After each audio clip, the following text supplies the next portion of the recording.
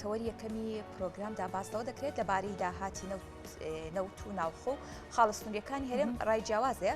پەرلەمانتارانیش دەڵێن کە ئەگەر بڕیارە چاکسازی بکرێت پێویستە لە هەموو خاڵستنووریەکان چاکسازی بکرێت، نەک تەنها خاڵی سنووری بکرێتە ئامانج بۆ چاکسازیکردن لە داهاتی خاڵستنووریەکان. وەروەها پەرلەمانتاران دەژێن مەلەفی نەوت ناڕوونە و بە تەواوەتی ئاگاداری داهاتی نەودین. لەسەرم بابەتە گفتوگۆی زیاتر دەکەین لەگەڵ زۆر بەڕێز باڵان بۆ محەممەد جێگری لیژنەی ناوخۆ و ئاسایش و ئەنجومەنە خۆجیەکان لە پەرلەمانی کوردستان لە ئستۆدیۆی هەولێرەوە لامان میوانە.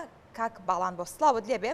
بە شێوەیەکی گشتی بازەوە دەکرێت کە با بڵین بۆچوونی جیاواز هەیە لەسەر داهاتی خاڵستنووریەکان و نەوت. ئەو بۆچوونە جیاوازیانە خۆی لە چیدا دەبینێتەوە؟ سڵاو بۆ ئێوە و سڵاو بۆ بینەران و بیسەرانیش بە هیوای تەندروستێکی باش بۆ هەموو لایەک. من سەرەتا ئەمەوێ ئەوە بڵێم هۆکاری ئەم دروستبوونی ئەم ئاڵۆزیە و ئەم قەیرانانە لە چیەوە دروست بوو.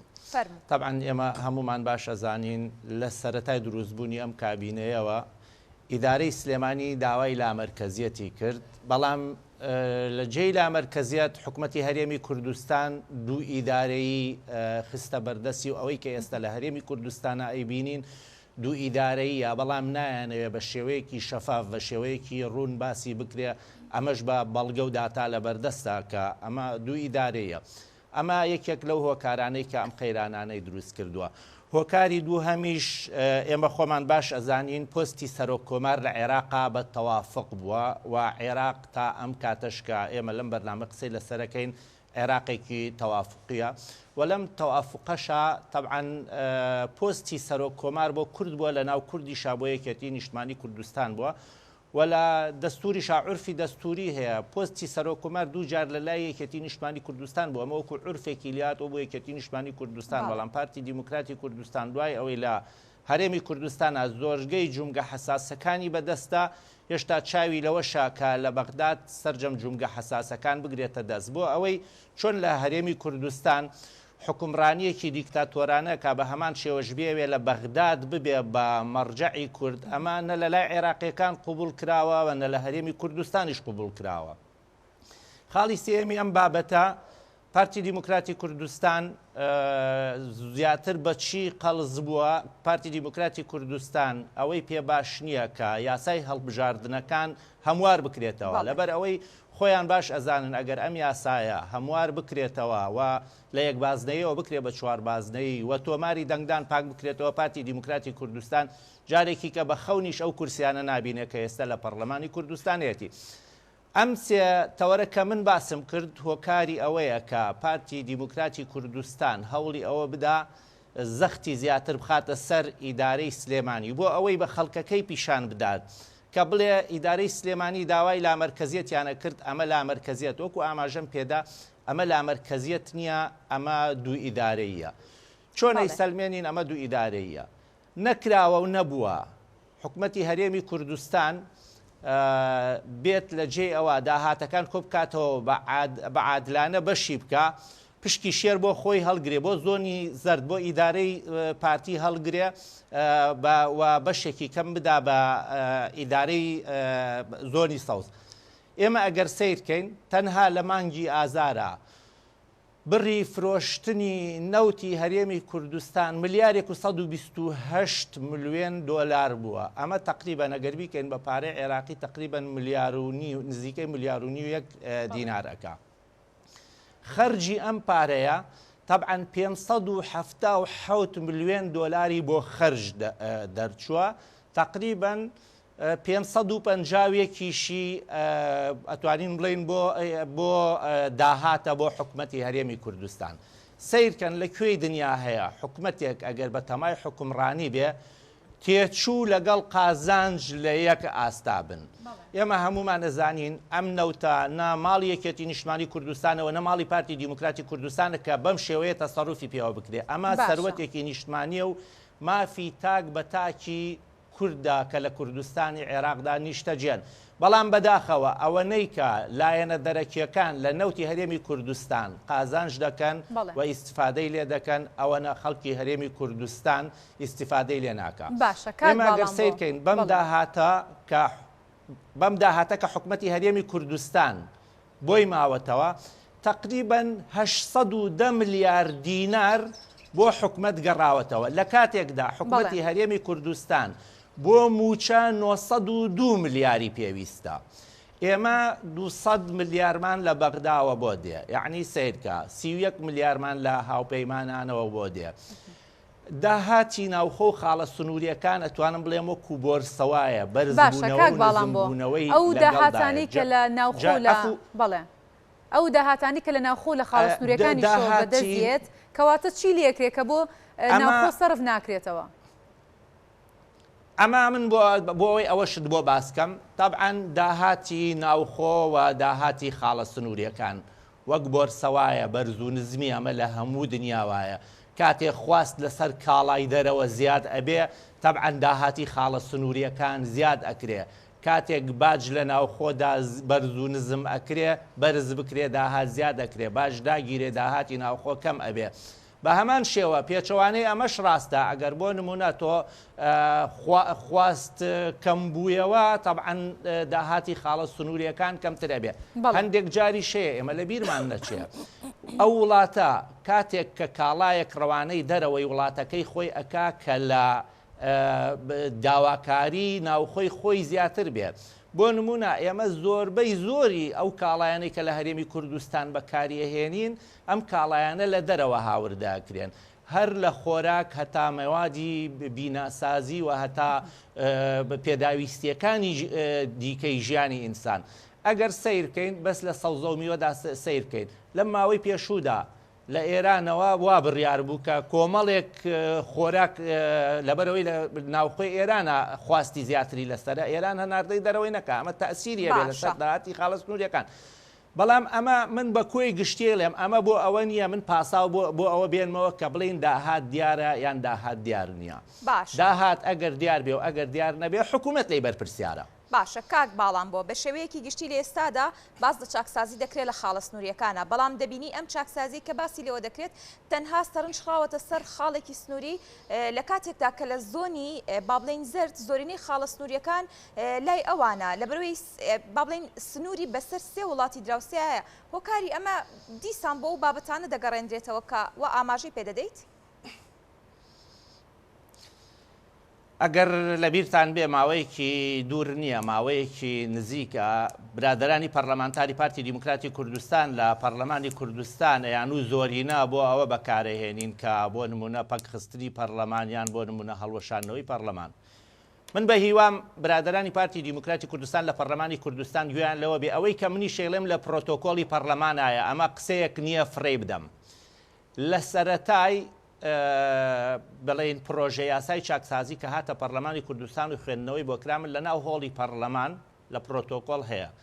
داوام کرد کە چاکسازی پێویستە پێش هەموو شتێک لە داهات بکرێت نەک لە خەرج، لەبەر ئەوەی ئەو بەهەدەردانەی لە هەرێمی کوردستانە لە داهات هەیە دوو هێندەی ئەوەیە کە خەرج ئەکرێەوە، سێ هێندەی ئەوەیە کە خەرج ئەکرێەوە. ئەگەر گەندەڵی لە خەرجا هەبێت ناکاتە لە 5% ئەو گەندەڵیەی کە لە داهاتا هەیە. بۆیە پێشنیارم کردوتم بە هیوام حکوومەتی هەرێمی کوردستان پرۆژه یاسایی چاکسازی لە بواری داهات بنێرێ نەک لە بواری خەرج. بەڵام لەبەرەوەی ئەیانزانی پرۆژه یاسای چاکسازی لە بواری داهات بنێرن ئیتر ڕێگەی ئەوەیان لێ ئەگیرێ کە ناشەفافن، ئیتر ڕێگەی ئەوەیان لێ ئەگیرێ کە بە هەوەسی خۆیان تەخشان و پەخشانی پارەی خەڵکی هەرێمی کوردستان بکەن.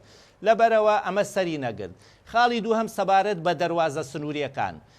ئەو کاتە ئەوان پێیان وا بوو ئەیانوت ئەبێ حکوومەتی هەرێمی کوردستان هێزێکی تایبەت دروست کا و ڕەوانەی هەموو دەواازە سنووریەکانی بک بۆ ئەوەی کە ڕێگری لەم گەندەڵێ بگیرێ. من ئەو کاتەش بە هەمان شێوە لە پەرلەمانی کوردستان لە ناو دانیشتدا باسم کرد وتم ئەوەی کە ئێستا لە خاڵە سنووریەکانن پێشمەرگە و ئاسایشن ئێمە ناتوانین تۆمەت خینە پاڵ ئەوان ئەگەر ئەم پێشمەرگە و ئاسایشانە ئێستا لەوێ بێت دەسەڵات بن هەر هێزێکی کە حکومت دروستی بکە و بینێرێتەوە سنوورانە حکومت خۆی بەڕێوە باوە خۆی تەعاملی لەگەڵاکە ئەتوانێت هەمان بابەتیان پێ دووبارە بکاتەوە لەو کاتە پێشنیارم کردتم فەرمونون ئەگەر ڕاست دەکەن بە پەرلەمانتارەکان لە سەررجەم فراکسیۆنەکانی پەرلەمانی کوردستان خۆمان بڕۆین مانگێک لە دەواازە سنووریەکان دانیشین سەررجەم دەواازە سنووریەکان ئەو کاتە بۆمان دەرەکەوێ ئایا ئەو داهاتانی حکوومەتی هەرێمی کوردستان تا ئێستا پیشانی داون داهاتێکی ڕاست و دروستن یا گەندەڵیەکی بەرچاو هەیە لەگەڵ ئەوە شاکەس لەگەڵانە بوو ئێستش بەداخەوە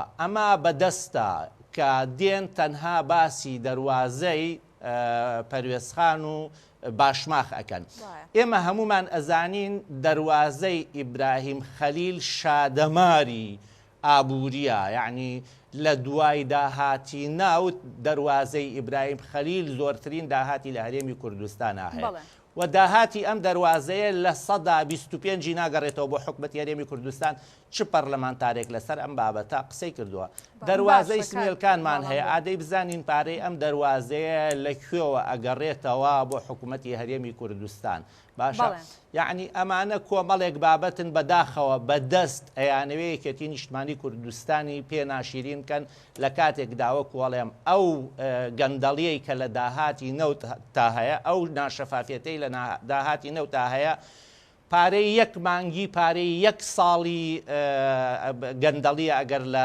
دەواازەکان و ئەگەر لە داهاتی ناوخۆدا هەبێت کاک باڵام بۆ چاودێری جارایی باباز لەوە بکەین جگە لەم داهات کە دیار نییە چاودێری دارایی لە دهۆک بوونی نییە و لە هەولێریش دەزانین کە سست کراوە تەنهام چاودێری داراییە لەسەر سلێمانی و فشارەکان لەسەر سلێمانیە بۆ پێی کە هەجەنابیشت باست کرد ئیبراهیم خەلیل یاخۆ چەند خاڵێکی سنووری دیکە کە لە زۆنی زەردا هەیە زۆربەی داهاتەکەی هەرە گەڕێتەوە بووە بەڵام چاودێری دارایی تەنها فشارەکان لەسەر سلێمانی چای لەسەر سلێمانیە ئێوە بۆ ئەمە چیتان کردووەکو فراکسیۆنی یەکێتی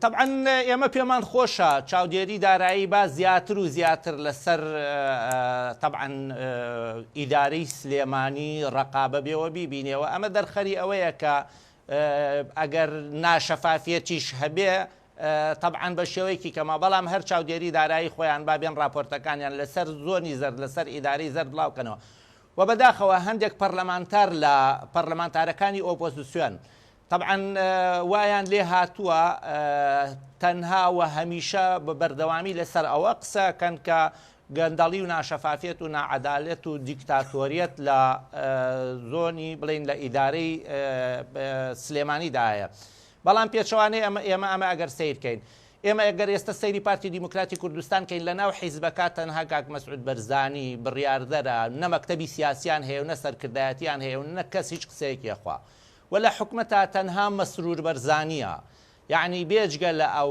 هیچ کەسێک بەبێ ئەو لە ناو پارتی دیموکراتی کوردستانە و لە حکومەت و حکومڕانیا بۆی نییە پەنجاب کا بە ئاوە و ئەوانەشی کە دایان ناون خۆیان دایان ناون تۆ کەسێک خۆت داینەی چۆن ئەتوانێت ڕەخنەت لێ بگرێ لە بەرەوە هەر دەقەیەبیەوە ڕەخنەت لێ بگرێ تۆ ئەتوانی بڵێ من خۆم دامناوی فەرمو و بڕۆرە ئەولاوە من وەکوڵێم بەداخەوە یعنی خۆزگایە هەم چاودێری دارایی و هەم پەرلەمانتارەکان بە عادلانە و بە شێوەیەک بە دوواداچوونیان بۆ ئەم بابەتانە بکردایە کە سەررجەم هەرێمی کوردستانی گرتایەتەوە نەک ئەوانی شۆک پارتی دیموکراتی کوردستان چۆن زۆنی سلێمانیان ئیدارەی سلێمانیان کردووە بە ئامانج بۆ ئەوەی یەکێتی نیشتمانی کوردستانی پێناشیرین بکەن ئەمانیش خەریکە وایان لێت باشە کاک باڵام بۆ ئەو باز لەواکەین کە ئەو داهاتەی کە ڕواتە هەولێر ناگەڕێتەوە بۆ سلێمانی هەڵوێستیەوە تا ینی ئێوە تاکەی بێجەنگە بن بەم شێ خۆت هەڵوێستیەوە لە دواترا چییە بێت بۆ ئەم هەموو غەدرەی کە لە سلێمانیە کرێت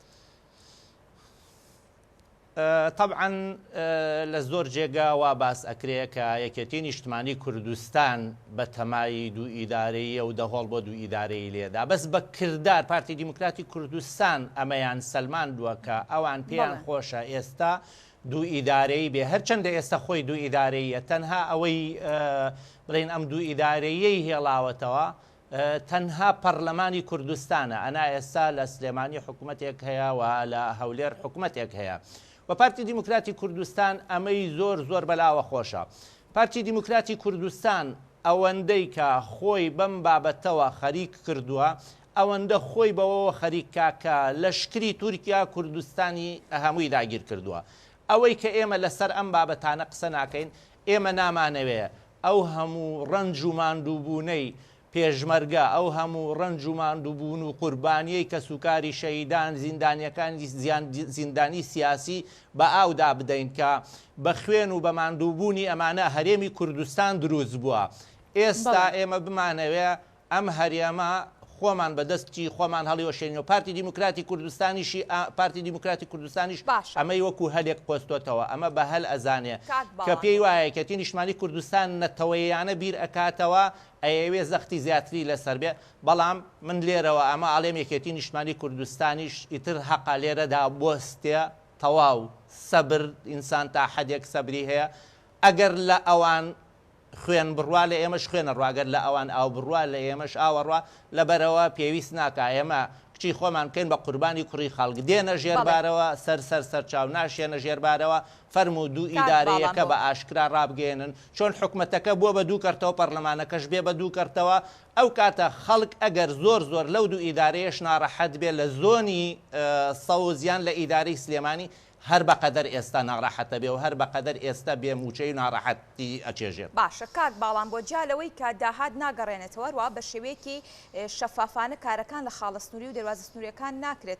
لامان کاتا باسیش لەوە دەکرێت کە بەشێک لە بازرگانەکان بە تایبەتی و بازرگانانەی کە حیزبێکی دیاریکرا و لە پشتێتی باج و ڕسومات نادات بۆ چوونی ئێوە خوێنەوەیەوە لەسەرم بابەتە چیە بۆ بازرگانانە؟ ئەما من دوو مانگ لەمە و پێش لەسەرەوە بابەتە باسم کرد. ئەمە نەک تەنها تەبعەن باجەکە لێرە داشکاندنیان بۆ کرێ، یعنی حەزەکەم باش بزانن زۆر بابەت هەیە. تەبعەن هەندێک بابەت هەیە ئەوانەی کە لێ خۆشبوونە سەرمایەدارەکان یا کۆمپانیەکانی خۆیان ڕائەسپێرن کە لە سنووری سەوزەوە کاڵاکانیان داخڵ بکەن و کاڵاکانی کەش هەوڵ ئەدەن کە بۆ نمونە لەگەڵ بازرگانەکانە دانیشن کۆبنەوە کە کار ئاسانیان بۆکەن داشکاندنیان بۆکەن لە جێ ئەوەی ئەو بارەی کە هەیەە یان ئەو کاڵایانەی کە هیانە لە سنووری ئیدارەی سلێمانیەوە داخڵی بکەن بیهێننا بە سنوورەکانی پارتی دیموکراتی کوردستان. بەڕاستی ئەمە قەدرێکی زۆر گەورەیە لە خەڵکی سلێمانی و دەڤەری سەوز ئەکرێ. وەک ئاماژەشم پێدا ئێمە لەسەر ئەم بابەتانە هەمووی قسەمان کردووە، بەڵام کێشەی گەورەمان ئەوەیە وەکوڵێن پارتی دیموکراتی کوردستان چۆن ئێستا بە خەیاڵیان نایە کە لەشکری تورکیا نیوەی هەرێمی کوردستان نەک نیوە زیاتریشی داگیر کردووە و بە هەمان شێوە بە خەیاڵیشیان نایە ئەم هەرێمە هەڵبۆشێتەوە. لەبەر ئەوە وەکو ئاماژەم پێدا یەکێتی نیشتمانی کوردستانیش ئیتر حەقا هەڵوێستی هەبێ یەکێتی نیشتمانی کوردستانیش حەقی ئەوەیە کە بەڕاستی بە گوێی جەماوەرەکەی بکە، یعنی جەماوەری یەکێتی نیشتمانی کوردستان بۆچی لە یەکێتی نیشتمانی کوردستان عاجزن، کوڕوکچوو کە سوکاری شەهیدان ئەنفالکراوەکان بۆچی لە یەکێتی نیشتمانی کوردستان عاجزن، ئەوە نەبێ یەکێتی نیشتمانی کوردستانیان بە خەیاڵانەیە. ئێستاش هەر کاتێکی